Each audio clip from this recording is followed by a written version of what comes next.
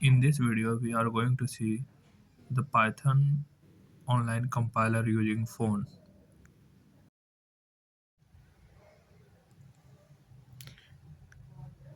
In this video, we are going to a program to check whether a year is leap year or not.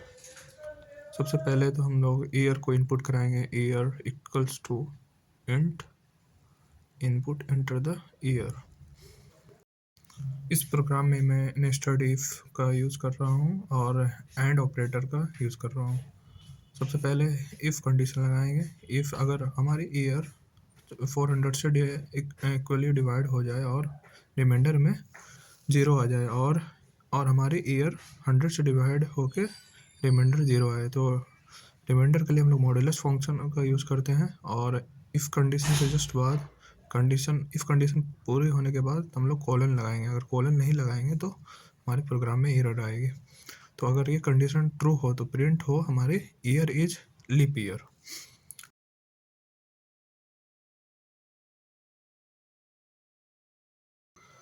अगर हमारी year 4 से divide हुआ और 100 से divisible ना हो तो हमारी प्रिंट हो year is leap year.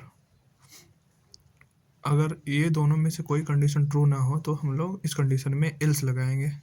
Else colon print year is not leap year.